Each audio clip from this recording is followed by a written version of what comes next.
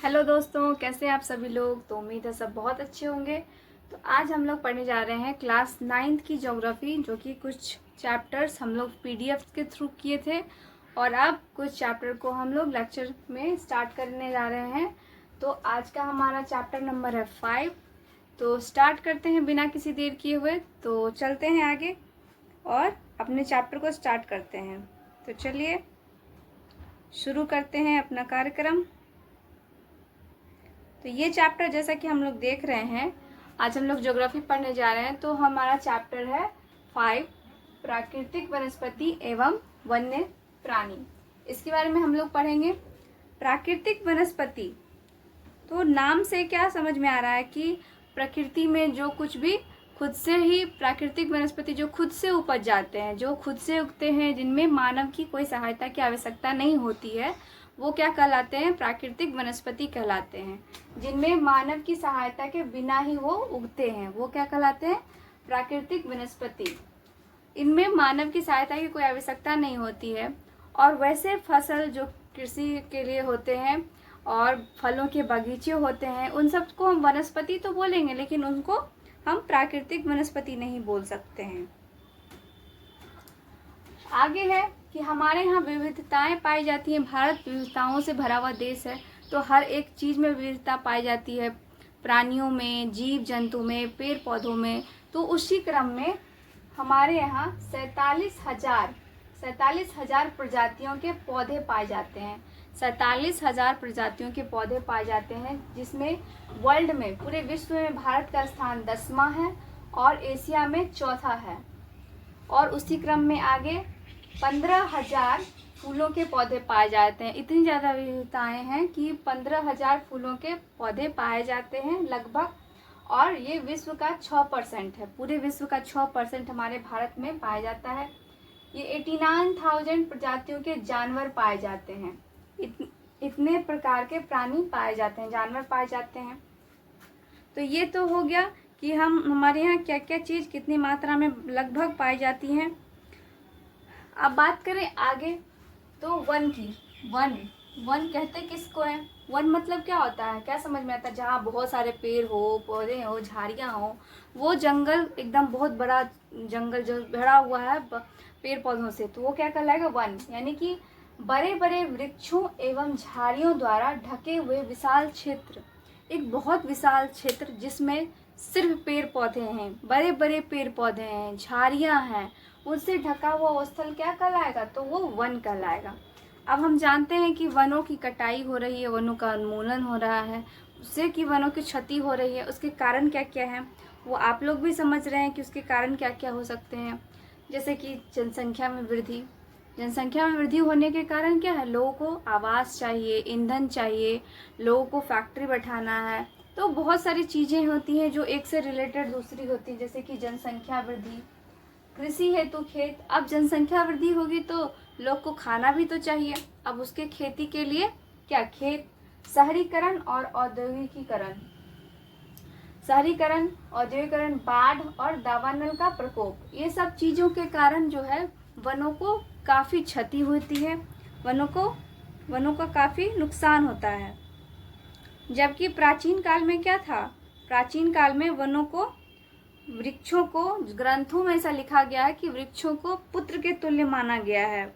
जब आप एनसीईआरटी पढ़िएगा, जो कि हमारा सीरीज ही एनसीईआरटी बैच चल रहा है, तो उसमें हम लोग एनसीईआरटी को ही कवर कर रहे हैं। और आप खुद से भी इसको पढ़िएगा तो उसमें एक लाइन दी गई है कि जो अनेक धर्म ग्रंथों में वृक्ष को पुत्र के तुल्य माना गया है, वृक्षों को पुत्र के तुल्य माना गया है।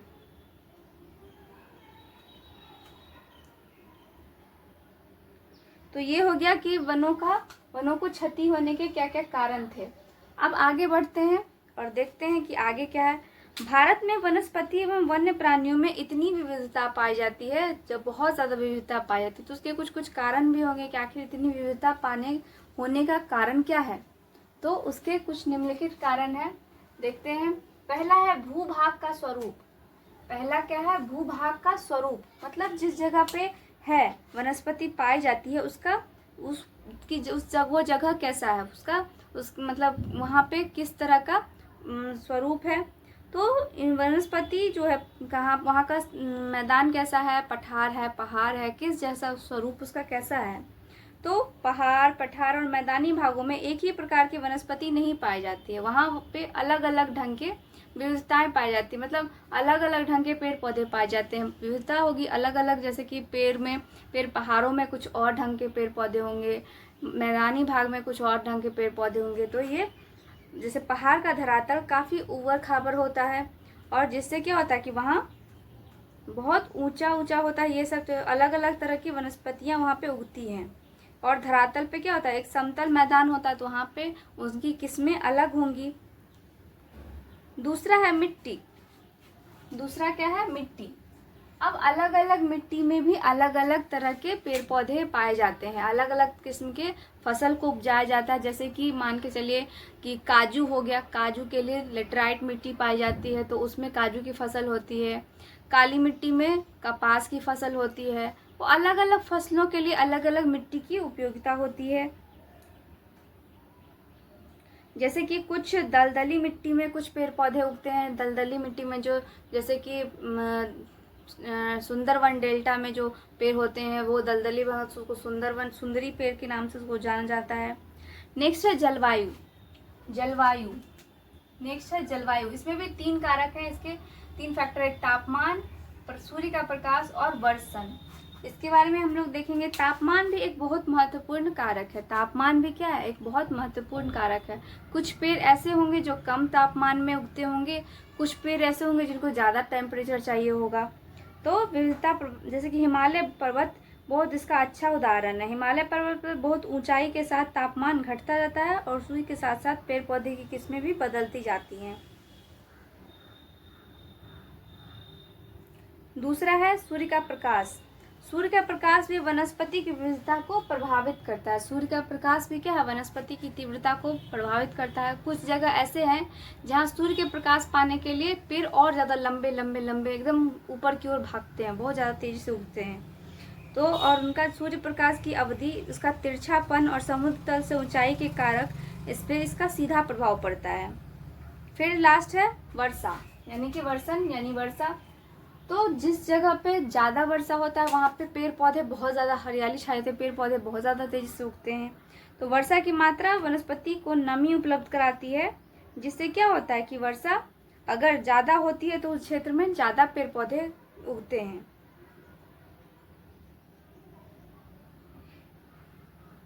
तो जैसे जैसे हम पूरब से पश्चिम की ओर बढ़ते हैं, जैसे जैसे हम पूरब से पश्चिम की ओर शिफ्ट होंगे, पढ़ते हैं, तो वर्षा की मात्रा और उसकी अवधि घटती जाती है, जिससे इसका प्रभाव और इसका प्रभाव किस पे पड़ता है, पेड़ पौधों पे पड़ता है, उसकी सघनता पे पड़ता है।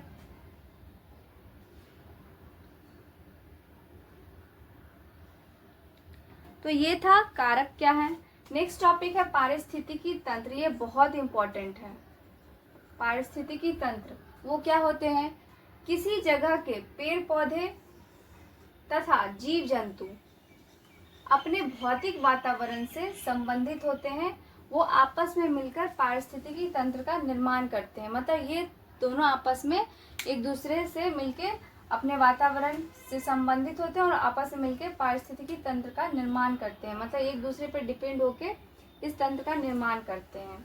एक ये चीज़ है कि कौन कौन से वृक्ष पाए जाते हैं, तो उष्ण, उपोष्ण, शीतोष्ण और अल्पाइन। इसके औसत इसका तापमान है, औसत तापमान कितना होना चाहिए, तो 24 डिग्री से अधिक इसमें चाहिए उष्ण वाले को, उपोष्ण को 17 से 24 डिग्री और शीतोष्ण को 7 डिग्री से 17 डिग्री, अल्पाइन 60 डिग्री से कम। अल्पाइन वृक्षों को 60 डिग्री से कम चाहिए। एक और टॉपिक है जीवोम। जीवोम क्या होता है, तो खास किस्म वाले वनस्पति जगत, प्राणी जगत वाले विशाल पारिस्थितिकी तंत्र क्या कहलाते हैं, जीवोम कहलाते हैं।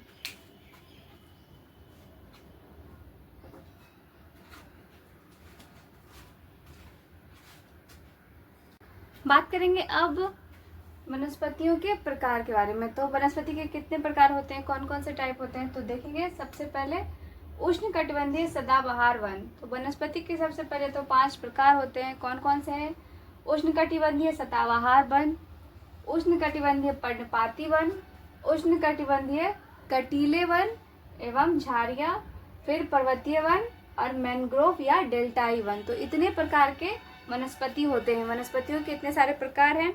अब एक एक करके सबको हम डिटेल में देखेंगे। ये आप देख सकते हैं मैप, जो कि अलग अलग वनस्पति के बारे में डिनोट करता है। सबसे पहला है उष्णकटिबंधीय सदाबहार वन। सदाबहार से क्या समझ में आता है? सदाबहार वन से कि ये लगभग सालों भर होता होगा, सदाबहार होता होगा, कोई मौसमी नहीं होगा, हर समय ये हर में पाया जाता है। ये वो पश्चिमी घाट के अधिक वर्षा वाले क्षेत्र जैसे अंडमान निकोबार द्वीप समूह तथा असम के ऊपरी भाग में पाए जाते हैं। तो सबसे पहला जो है उष्णकटिबंधीय सदाबहार वन, उष्णकटिबंधीय सदाबहार वन जो है कहाँ पाए जाते हैं? तो अंडमान निकोबार